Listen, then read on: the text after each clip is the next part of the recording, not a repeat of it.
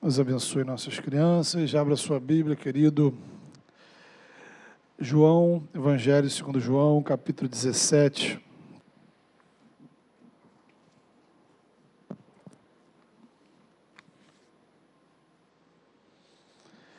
João, capítulo 17, nós vamos ler a partir do versículo 1. Você que está com a sua Bíblia aí, abra a sua Bíblia. Abra aí o seu celular, seu aplicativo. Sempre importante a gente poder estar acompanhando a leitura da palavra do Senhor, que diz assim: Depois de dizer isso, Jesus olhou para o céu e orou: Pai, chegou a hora. Glorifica o teu Filho, para que o teu Filho te glorifique. Lhe deste autoridade sobre toda a humanidade, para que conceda a vida eterna a todos os que lhe deste. Esta é a vida eterna, que te conheçam, o único Deus verdadeiro, e a Jesus Cristo a quem enviaste. Eu te glorifiquei na terra, completando a obra que me deste para fazer. Agora, Pai, glorifica-me junto a Ti com a glória que eu tinha contigo antes que o mundo existisse. Eu revelei Teu nome àqueles que do mundo me deste. Eles eram Teus. Tu os deste a mim e eles têm obedecido a Tua palavra. Agora eles sabem que tudo o que me deste vem de Ti, pois eu lhes transmiti as palavras que me deste, e eles as aceitaram. Eles reconheceram de fato que vim de Ti e creram que me enviaste. Eu rogo por eles. Não estou rogando pelo mundo, mas por aqueles que me deste, pois são Teus. Tudo o que tenho é Teu, e tudo o que tens é meu. E eu tenho sido glorificado por meio deles. Não ficarei mais no mundo, mas eles ainda estão no mundo. E eu vou para Ti. Pai Santo, protege-os em Teu nome, o nome que me deste, para que sejam um, assim como somos um. Enquanto estava com eles, eu os protegi e os guardei no nome que me deste. Nenhum deles se perdeu, a não ser aquele que estava destinado à perdição, para que se cumprisse a Escritura. Agora vou para Ti, mas digo estas coisas enquanto ainda estou no mundo, para que eles tenham a plenitude da minha alegria. Dê-lhes a Tua palavra e o mundo os odiou, pois eles não são do mundo, como eu também não sou. Não rogo que os tires do mundo, mas que os protejas do maligno. Eles não são do mundo, como eu também não sou. Santifica-os na verdade, a Tua palavra é a verdade. Assim como me enviaste ao mundo, eu os enviei ao mundo. Em favor deles eu me santifico, para que também eles sejam santificados pela verdade. A minha oração não é apenas por eles. Rogo também por aqueles que crerão em mim, por meio da mensagem deles, para que todos sejam um, Pai, como Tu estás em mim e eu em Ti, que eles também estejam em nós, para que o mundo creia que Tu me enviaste. Deles a glória que me deste, para que eles sejam um, assim como nós somos um, eu neles e Tu em mim. Que eles sejam levados à plena unidade, para que o mundo saiba que Tu me enviaste e os amaste, como igualmente me amaste. Pai, quero que os que me deste estejam comigo onde eu estou e vejam a minha glória, a glória que me deste, porque me amaste antes da criação do mundo. Pai justo, embora o mundo não te conheça, eu te conheço, e estes sabem que me enviaste. Eu os fiz conhecer o Teu nome, e continuarei a fazê-lo, a fim de que o amor que tens por mim esteja neles, e eu neles esteja.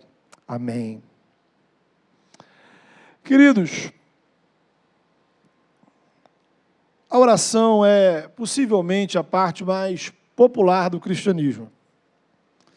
Então é muito comum eu ouvi, por exemplo, pessoas que estão fora da igreja, mas e elas dizem assim, olha, eu não estou indo à igreja, mas eu não deixo de fazer as minhas orações. Também é comum vermos pessoas que, na verdade, nem cristãs são, pedirem oração quando estão passando por problemas. Então, aquele papo, toda oração sempre é bem-vinda.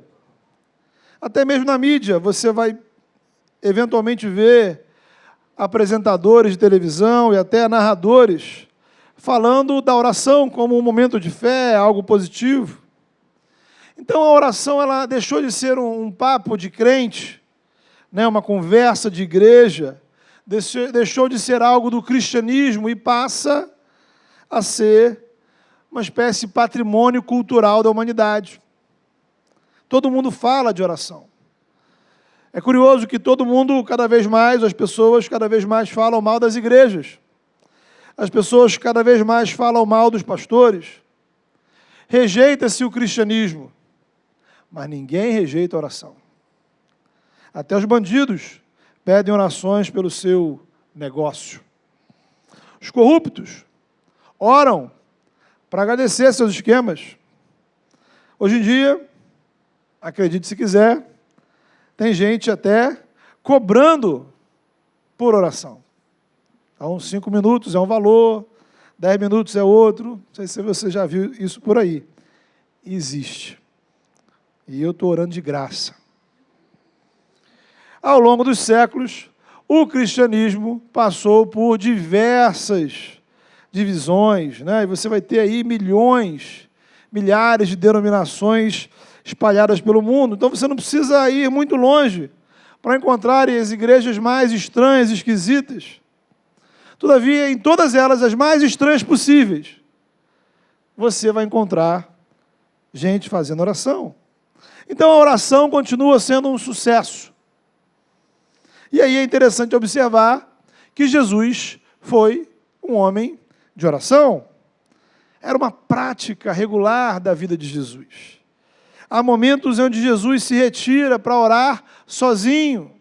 Há momentos onde ele orava junto com os seus discípulos. E ele, inclusive, ensinou os seus discípulos a orar. Aqui temos uma oração que possivelmente Jesus orou em voz alta na presença dos seus discípulos. O momento era crucial. Veja, era o desfecho do ministério de Jesus aqui na terra.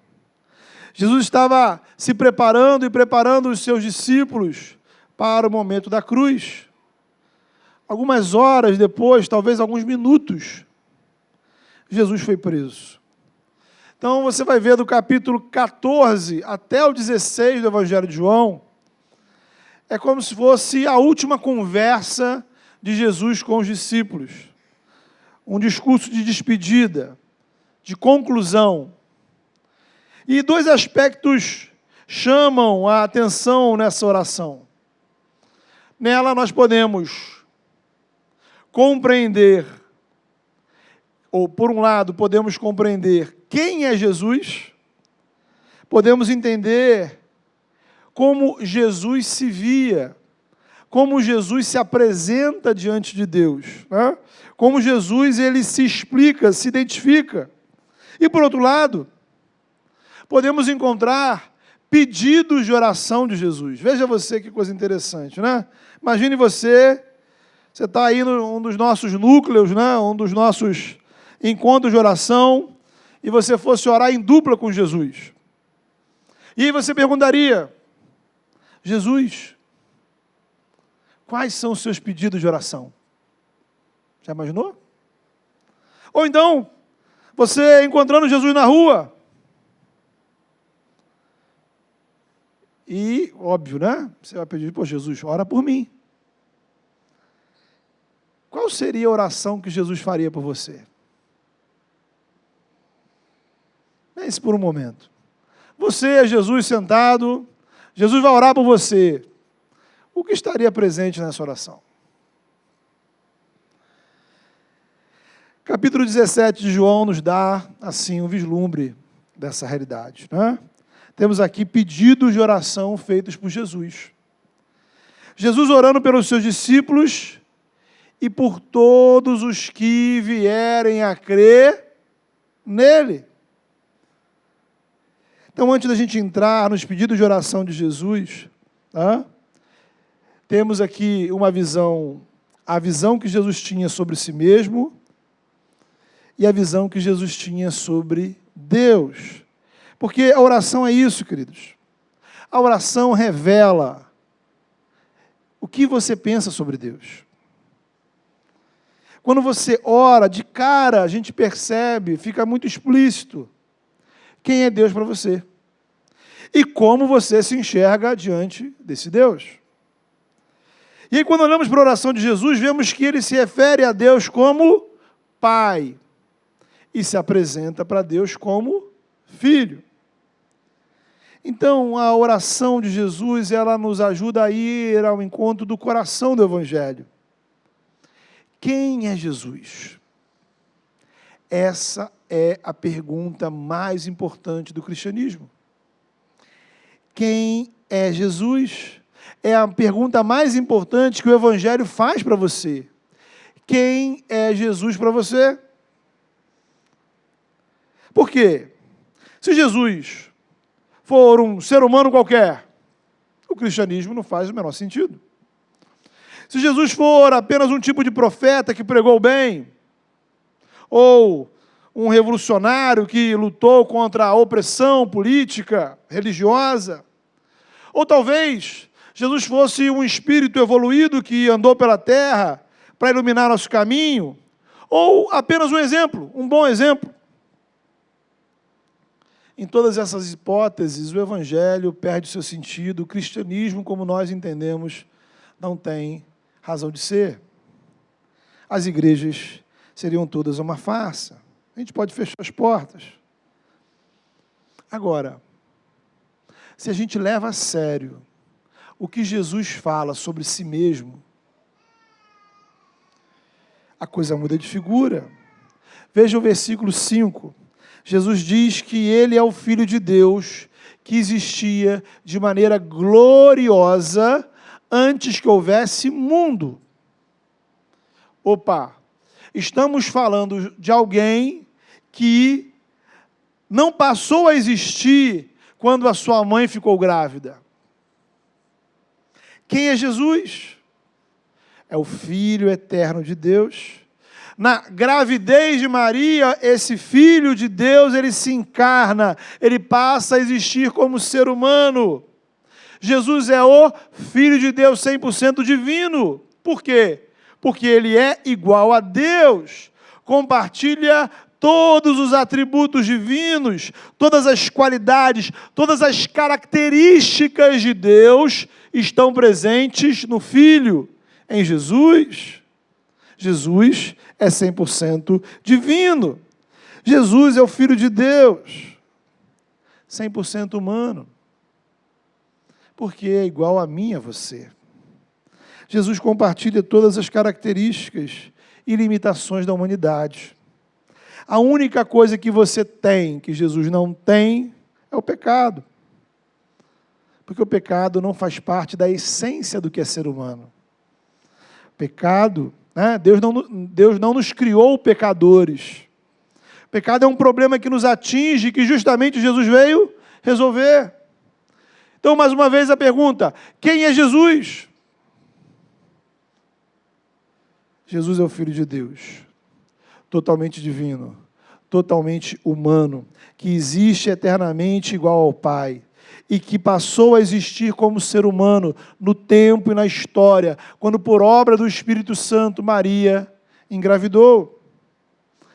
Quem é Jesus? O texto continua. Jesus diz que ele recebeu de Deus autoridade sobre toda a humanidade para trazer salvação. Então Jesus é Salvador. Quem é Jesus? Ele é aquele que veio nos trazer vida eterna. O versículo 3, irmãos, é muito importante, ele é crucial. Veja o que Jesus diz. Ele diz assim: a vida eterna é esta: que te conheçam, a ti, o único verdadeiro Deus, e a Jesus Cristo, a quem enviaste. Então, preste atenção. Jesus está definindo o que é vida eterna. E a gente entende vida eterna errado. Porque vida eterna é muito mais do que uma questão de tempo. É muito mais do que sobreviver depois da morte. É muito mais do que ir para o céu. Vida eterna, segundo Jesus, é conhecer Deus como único Deus e a Jesus Cristo, o Filho que Deus enviou. O que nos leva a uma outra questão. Qual é o significado do verbo conhecer aqui? Porque há dois sentidos desse verbo. Um sentido que a gente usa na nossa cultura e um sentido que era usado na perspectiva bíblica. Nós usamos conhecer, né, o nosso sentido de conhecimento é um conhecimento que começou lá, é uma concepção que começou com os gregos. Conhecer para a gente é algo que pode ser feito sem envolvimento, sem relacionamento, né?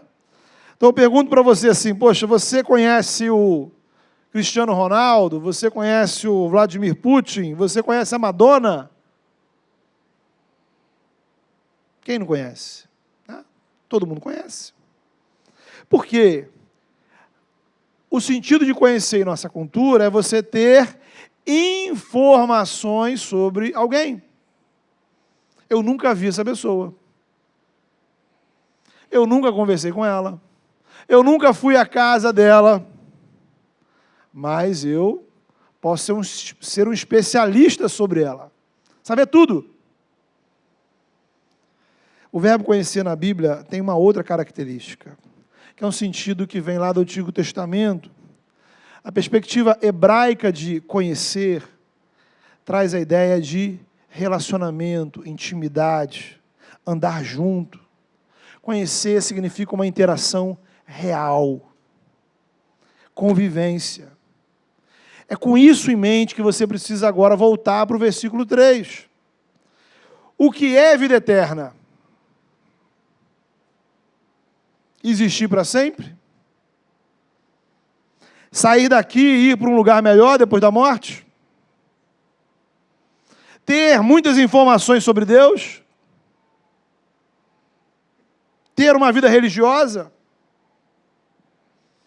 Vida eterna é relacionamento com o Deus verdadeiro e com Jesus Cristo. Relacionamento com Deus através de Jesus. É isso que Cristo veio nos proporcionar. Isso significa salvação, comunhão com Deus, andar na presença dEle. Deus enviou Jesus para que eu e você tivéssemos condições de nos relacionar com Ele. O que quer dizer, de forma inversa, que fora de Jesus não há comunhão com esse que é o único e verdadeiro Deus. Uma verdade, irmãos, que nós precisamos lembrar. Deus manifestou a sua salvação em seu Filho. Quem procura Deus fora de Jesus, não vai encontrar. Por quê? Procurar relacionamento com Deus fora de Jesus é desprezar o Filho de Deus, aquele que o próprio Deus enviou ao mundo para nos trazer salvação. Ou seja, Deus estabeleceu um ponto de encontro entre nós e Ele. Porque nós, queridos, não temos a menor condição de ir ao encontro de Deus. Somos limitados, pecadores. As nossas motivações são sujas. Então, nossos templos, nossos rituais, nossos sacrifícios, nossas religiões não são capazes de nos levar à presença do Deus Criador. não há dinheiro, não há tecnologia que nos leve à presença do Deus que é infinito, eterno, onipresente, onisciente, onipotente. Aquele que é santo, santo, santo, o Criador de todas as coisas, que não tem início nem fim. Nossa única esperança, então, é Ele vir ao nosso encontro. Louvado seja Deus. Ele fez isso através de Jesus Cristo. Ele fez isso enviando o seu Filho. E fez isso por amor. Versículo, talvez, dos mais famosos da Bíblia. Aqui no Evangelho de João, lá no capítulo 3, vai dizer sobre esse assunto. Que Deus amou o mundo. De tal maneira, ou seja, amou a tal ponto, amou tanto, tanto, tanto, que enviou quem? Seu Filho a este mundo. Para que Ele enviou esse Filho? Para que todo aquele que nele crê no Filho, tenha vida eterna. E o que é vida eterna? É relacionamento com Deus. Comunhão com Deus. Vida na presença dEle. Por isso, fora de Jesus não há salvação. Porque Ele mesmo fala aqui no Evangelho de João, no capítulo 14, eu sou o caminho, a verdade e a vida. Ninguém vem ao Pai a não ser por mim. Ninguém vem ao Pai a não ser por mim. Tem outro caminho, tem outro atalho, tem outra pessoa? Não. Quem rejeita Jesus como Filho de Deus, rejeita o próprio Deus. Quem acolhe Jesus como Filho de Deus, Salvador, encontra Deus. Encontra relacionamento com Deus. Encontra vida eterna. Comunhão com Deus nesta vida e na eternidade. Por isso o Evangelho consiste, ou evangelizar consiste em a gente apresentar Cristo para as pessoas. O caminho para a salvação não são minhas obras. O caminho para a salvação não são nem mesmo as minhas obras religiosas. O caminho para experimentar a reconciliação com Deus está em Jesus. Então, novamente a pergunta: quem é Jesus? É o Filho de Deus, 100% divino, 100% humano, que recebeu de Deus autoridade para trazer salvação. Exatamente, é relacionamento com Deus, que é mediado por Cristo Jesus. E como Filho de Deus, que existe de forma gloriosa eternamente, entrou no mundo, se tornou ser humano, Jesus não apenas nos conduz à presença de Deus, como também nos revela que Deus é esse. Aqui no texto vemos Jesus apresentar Deus como Pai. Olha que interessante. Deus, o Deus apresentado por Jesus, é Pai. Não é um ser abstrato, distante, impessoal. Deus não se apresenta como uma energia cósmica. Deus se manifesta como Pai. Jesus é eternamente Filho de Deus, igual a Deus, 100% divino. Mas a obra de Jesus, a sua encarnação, seu ministério, sua morte, sua ressurreição, permite aos que creem nele, aos que creem no Filho, aos que creem em Jesus, temos o direito, a graça, o privilégio de chamar Deus de Pai. Por quê? Porque Deus adota como filhos aqueles que recebem o seu Filho como Salvador. Logo no início do Evangelho de João, no capítulo 1, vai dizer lá: os que creram em Jesus receberam o direito e o privilégio de serem considerados filhos de Deus. O apóstolo Paulo, na carta aos Gálatas, capítulo 4, vai dizer assim: na plenitude do tempo, no tempo certo, Deus enviou o seu Filho, que nasceu de mulher, a fim de redimir os que estavam debaixo de escravidão, para que recebêssemos a adoção de filhos. Antes, Paulo vai dizer, éramos escravos do pecado, escravos das estruturas malignas desse mundo. Em Cristo, recebemos a liberdade dos filhos de Deus. Por isso, Jesus nos ensinou a orar como Ele. Ele ora chamando Deus de Pai. Ele nos ensinou a orar dizendo, Pai Nosso. Deus é Pai daqueles que recebem Jesus como Filho, como Salvador. Se você está em Cristo, você é filho de Deus. Se estamos em Cristo, recebemos a dádiva de poder chamar Deus de Pai. Agora, fora de Jesus, você é criação de Deus.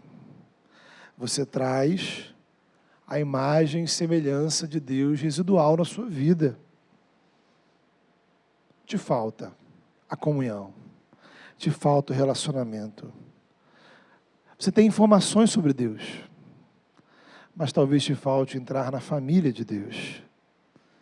E hoje, por meio do Evangelho, Deus diz para você que a porta da casa está aberta. Há lugar para você. A família do céu está adotando filhos. Sem perguntar o seu passado, sem perguntar a sua procedência, sem perguntar o que você fez, o que você deixou de fazer. Suas culpas, suas dores, suas doenças, seus traumas. Seja lá o que as pessoas pensem a seu respeito. Seja lá o que você mesmo pensa sobre você. Você pode ser filho de Deus. Porque o Filho unigênito de Deus veio ao mundo. E na cruz do Calvário, Ele removeu todos os obstáculos que nos separavam do Criador. Você pode chamar Deus de Pai e se relacionar com Ele como filho, porque todo o castigo e maldição que eram contra você foram removidos na cruz. Jesus viveu como filho. Jesus é filho, viveu como filho e nos ensina a sermos filhos. Andar em obediência ao Pai e na dependência da vontade dEle. Esse é o lugar que o filho ocupa. E é por isso que Jesus está orando.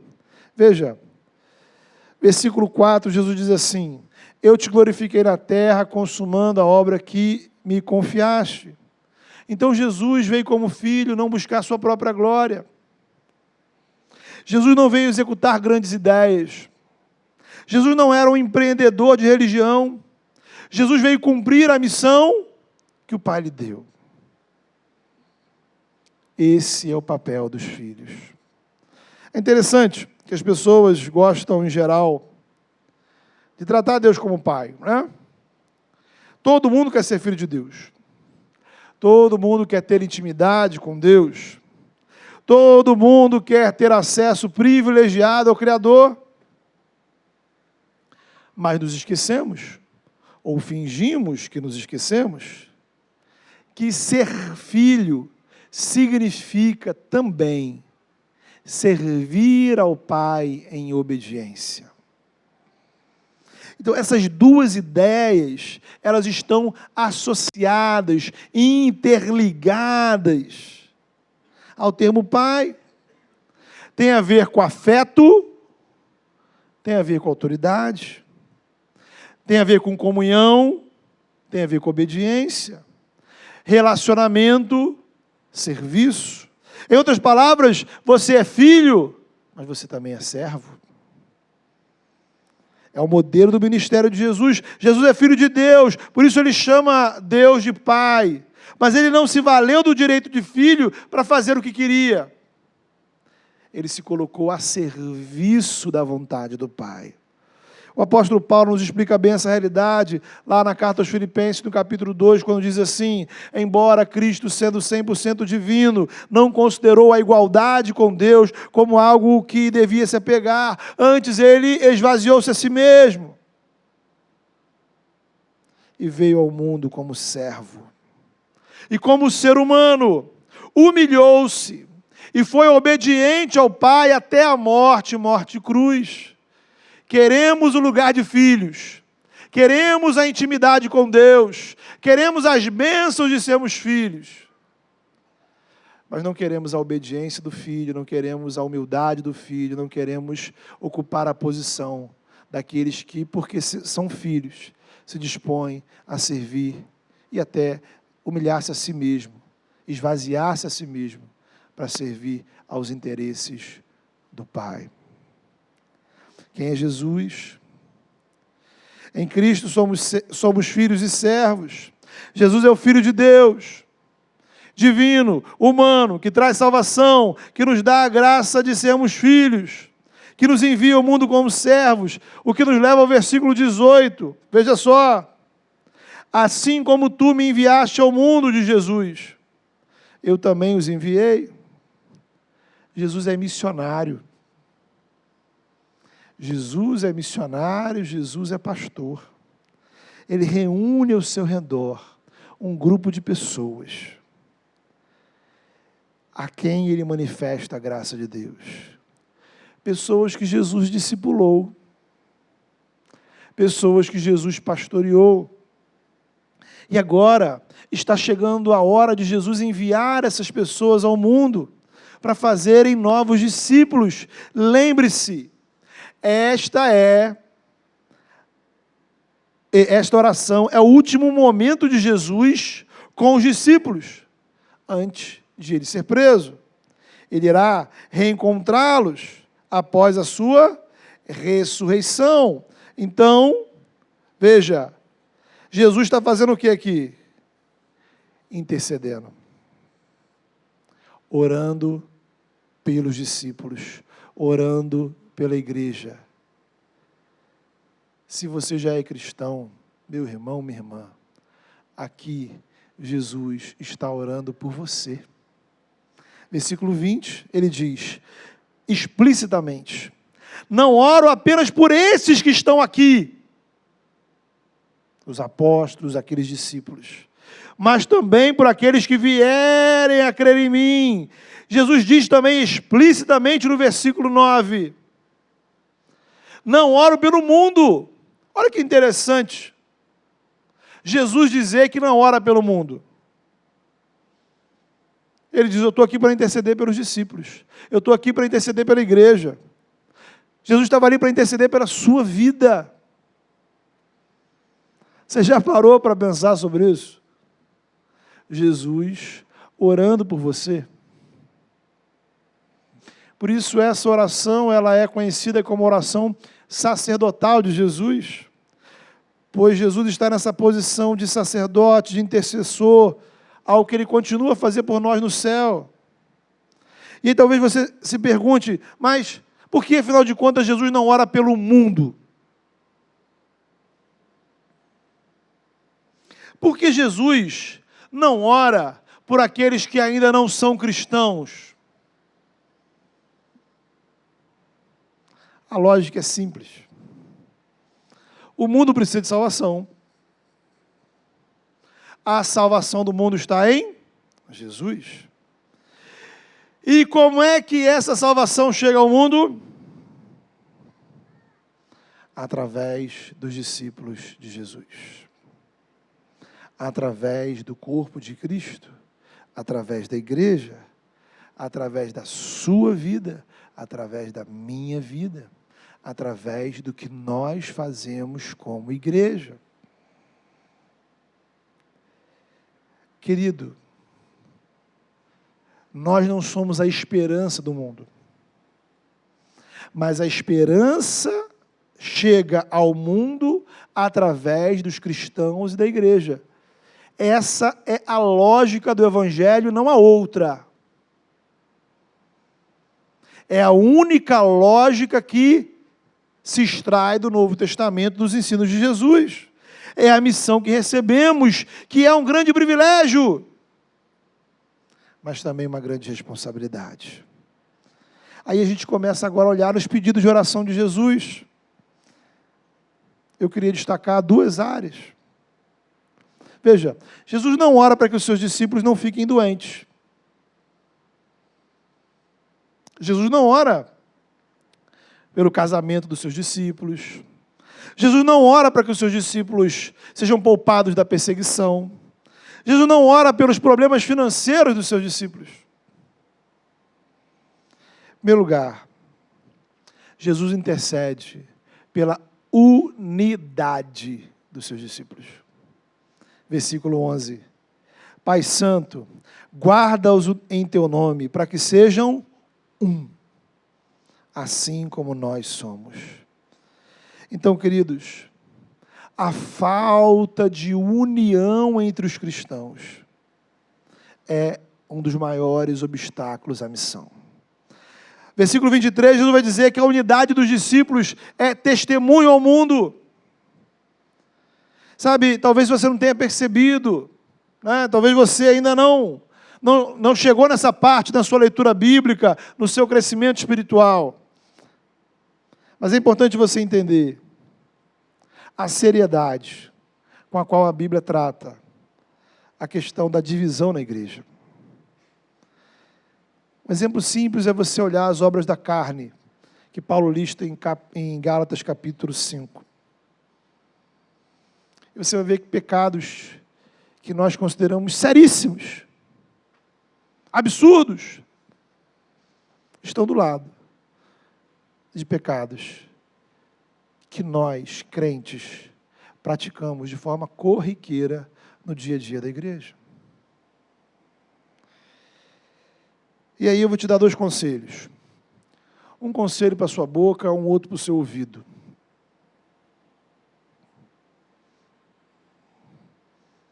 Use a sua boca para falar mais de Jesus e falar menos dos outros crentes e das outras igrejas.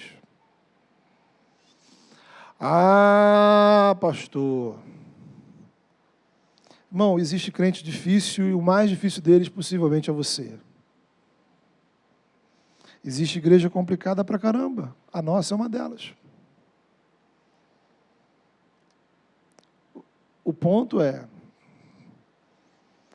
a missão que você recebeu, a oração que Jesus fez por você, tem a ver com você abrir a sua boca para anunciar o Evangelho e não para falar mal dos outros. A esperança da salvação de pessoas que estão ao seu redor está em Jesus e não em você falar mal do irmãozinho, da irmãzinha. Sabedoria, irmãos, senso comum. Quantas vezes nós afastamos nossos amigos da igreja? Porque nós somos os primeiros a falar mal dos crentes da igreja. Quantas vezes nós afastamos nossos filhos, familiares da igreja? Porque a nossa conversa em casa não é sobre a maravilhosa graça de Deus revelada em Jesus. Não é sobre como o nosso coração pulsa com o amor de Deus. Não sobre as bênçãos do Senhor, sobre os milagres do Senhor, sobre a providência do Senhor, sobre as orações respondidas do Senhor. Não. A gente fala mal dos outros.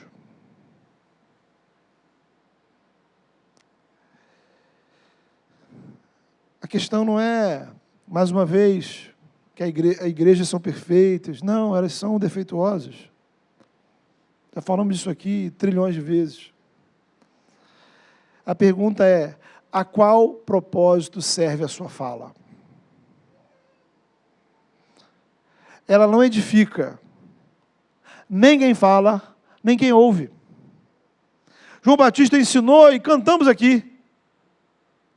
Importa que ele cresça e que nós diminuamos. Então o que precisa crescer? Precisa crescer a minha vontade de anunciar Jesus. Que Ele cresça, que Ele aumente na minha vida, que Ele aumente no meu vocabulário. A boca fala do que o coração está cheio. Então eu preciso encher o meu coração com o Evangelho para falar mais do Evangelho. Eu não falo porque o meu coração está vazio. Agora, quando o meu coração está cheio de rancor, mágoa, crítica, observação sobre a vida dos outros, aí, meu irmão, sua boca vai falar isso. Você precisa se encher do amor pelo Evangelho, do amor pela graça de Deus, da paixão pelo reino. E a sua opinião sobre a vida dos outros diminui. Diminui. Isso não é só apenas sobre testemunho, ok? É preciso que você ande uma casinha. É sobre o que faz bem ao seu coração. Guarda isso. Falar mal do seu irmão não edifica o seu coração e contamina. Imagine quanto você tem envenenado o seu coração com conversas desnecessárias, fúteis e pecaminosas. Já falamos disso aqui trilhões de vezes também. Quando a gente fala do Evangelho para alguém, duas pessoas ouvem, o outro e você. E o seu coração precisa ouvir o Evangelho. O crente que está do seu lado precisa ouvir o Evangelho. Precisamos falar do Evangelho diariamente, para nós mesmos, uns para os outros. Evangelho não é um assunto que a gente vai dizer para o não crente. Evangelho precisa ser uma coisa que a gente fale regularmente, o tempo todo. O nosso coração precisa desesperadamente de Evangelho. Só que a gente priva o nosso coração do Evangelho e nos intoxicamos com outros conteúdos. E aí, o conselho para a sua boca já foi dado. Agora vem o conselho para o seu ouvido, né? Que é a consequência desse. Se afaste de conversas cujo único propósito seja falar mal dos outros irmãos. Para mim não precisa falar. Então, me poupe. Pode ser que você encontre um outro ouvido que vai te dar atenção. Mas você precisa aprender a livrar o seu ouvido de conversas que são desnecessárias, que não te edificam, que contaminam o seu coração. Segunda área onde Jesus intercede pela unidade da igreja, a segunda área onde Jesus intercede pela igreja, além da unidade, é pela santificação. Ora, irmãos, o que é santificação? Santificação é aperfeiçoamento do nosso relacionamento com Deus. Ora, o que é salvação? Salvação é a gente entrar no relacionamento. Falamos, recebemos vida eterna, comunhão. Então, todo mundo que é crente está em santificação. Todos nós estamos em um processo contínuo, permanente de aperfeiçoamento espiritual, que vai terminar na glória. E ele envolve duas partes. Por um lado, você cresce em comunhão com Deus. E, por outro, você diminui a presença do pecado em sua vida. Versículo 15, Jesus vai dizer: não peço que os tires do mundo, mas que os livres do mal, ou como aqui na NVI, nos livres do maligno, porque o mal aqui é com L. É a mesma petição que Jesus inclui lá no Pai Nosso. Não nos deixe cair em tentação, mas livra-nos do mal. Não é o mal de você ficar doente, não é o mal de você não ter problema, ter dificuldade, não. A oração de Jesus está preocupada com a sua condição espiritual. Com a condição espiritual. E será, meu irmão, minha irmã, que a gente faz essa oração? Será que a gente tem feito essa oração para buscar evitar as ciladas que o maligno arma ao nosso redor, fugir da aparência do mal. Por outro lado, santificação também é crescer na comunhão com o Senhor. Versículo 17, Jesus vai dizer: santifica-os na verdade, a tua palavra é a verdade. Santificação é aumentar o nosso nível de exposição à palavra de Deus. Ler mais, ouvir mais, meditar mais, praticar mais, falar mais. E aí eu percebo que, em geral, na santificação, os crentes, né, se satisfazem em não cometer alguns pecados. Né? Pô, se eu não cometer esse pecado, aquele pecado, e ainda por cima vem na igreja, ó, estou bem pra caramba. Santificação, irmãos, é crescimento integral. Tá? Há camadas da nossa mente, camadas da nossa alma, camadas do nosso ser, camadas do nosso comportamento, que ainda estão entranhadas de pecado. E é uma luta constante. E aí, santificação não é o tipo de coisa assim, poxa, você veio no culto hoje, Deus falou no seu coração, você se emocionou, você vai orar e, poxa, você vai sair daqui santificado.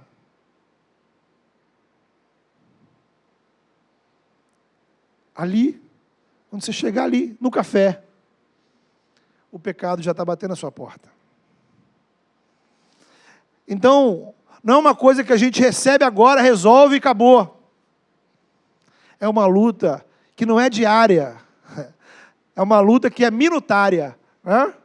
A cada minuto, a cada momento, a cada situação, você precisa lutar, lutar, lutar, lutar, porque vivemos um mundo onde o pecado está por todos os lados. E dentro da gente. Crescer em santificação, na verdade, é a gente, inclusive, aumentar a nossa sensibilidade espiritual. Quanto mais comunhão com Deus você tiver, mais você vai perceber as áreas de pecado na sua vida. Quanto mais comunhão com Deus você tiver, mais força espiritual você vai ter para dizer não ao pecado. Então, meu irmão, minha irmã, minha pergunta para você nessa noite, diante dessa oração de Jesus, qual é a oração que você vai fazer por você nessa noite? Eu convido você a fechar os seus olhos. Você já viu o que Jesus orou por você?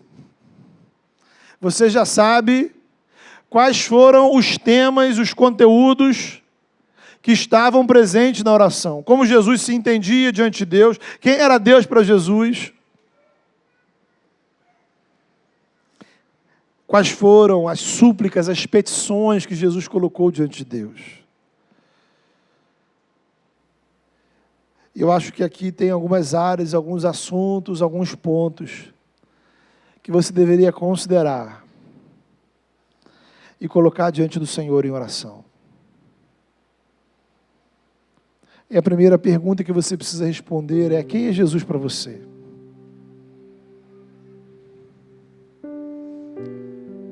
Quem é Jesus para você? Será que você tem clareza que Ele é o Filho de Deus, divino, humano, Salvador, que pagou na cruz o preço de todos os seus pecados? Será que você já verbalizou isso em oração? Senhor, eu creio. Ah, Senhor, eu acredito no Teu Filho. Eu sei que Ele é o Teu Filho. Eu sei que Ele é o meu Salvador. E eu quero essa vida eterna, esse relacionamento, essa comunhão com o Senhor, através de Jesus. Diga isso para o Senhor.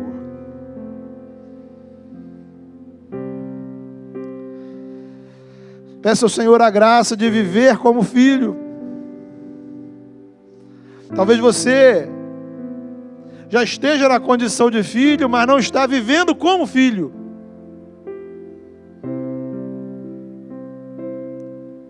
Você não ora, você não tem intimidade com Deus, você não obedece ao Senhor.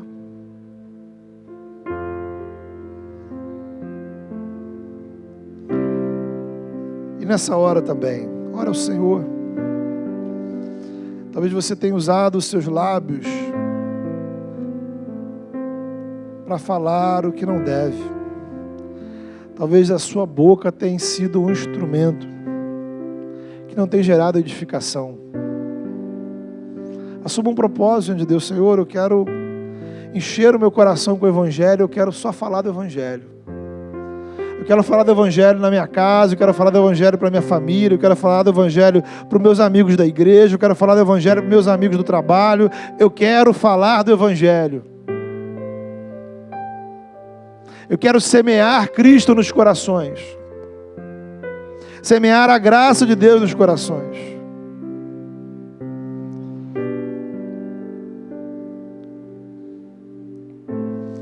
Se apresente do Senhor, buscando uma santificação integral, pedindo ao Senhor renovo espiritual, para que você possa diminuir o pecado e aumentar a comunhão com Deus. Vamos orar. Deus amado, aqui estamos diante do Senhor. Louvado seja o teu nome, ó Pai, por Jesus Cristo. Louvado seja o teu nome, ó Pai, porque Cristo morreu na cruz, ressuscitou, está vivo. Louvado seja o teu nome, porque tu enviaste o teu Filho ao mundo, ó Pai, para nos proporcionar salvação, relacionamento com o Senhor.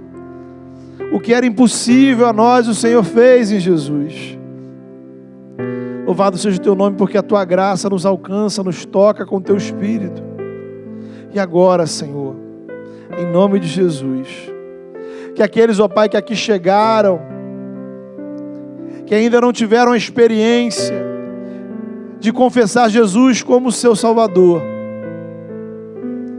que ainda não têm vivido, Senhor, como filhos do Senhor, porque ainda não confessaram, não receberam o teu Filho como Salvador. Que o teu Espírito Santo os conduza, Senhor, a essa confissão, a esse reconhecimento, a esse quebrantamento.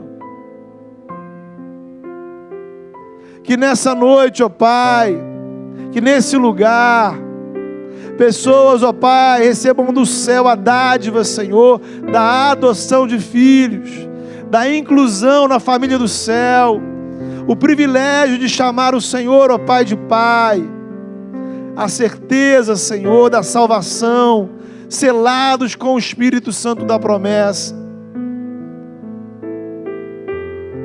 Que possamos, ó Pai, ver a beleza, a ternura, a graça, o teu amor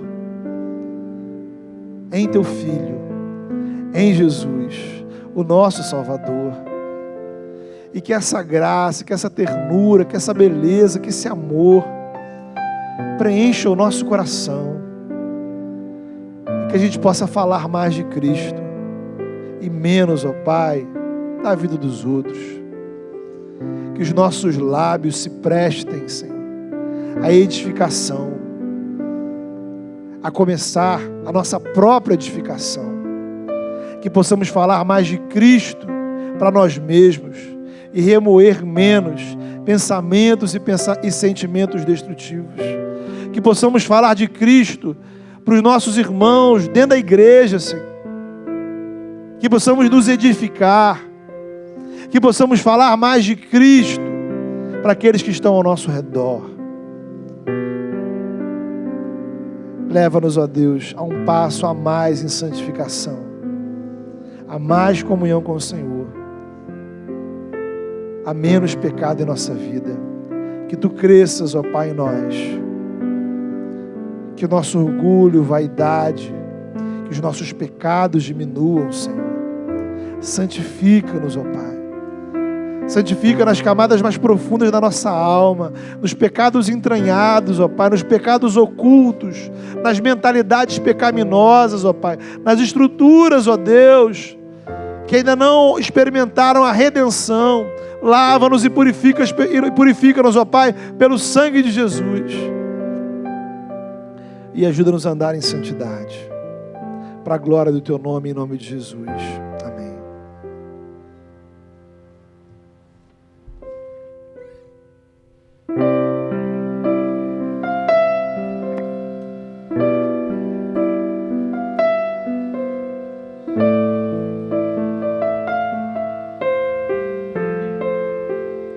Compreendo os teus caminhos,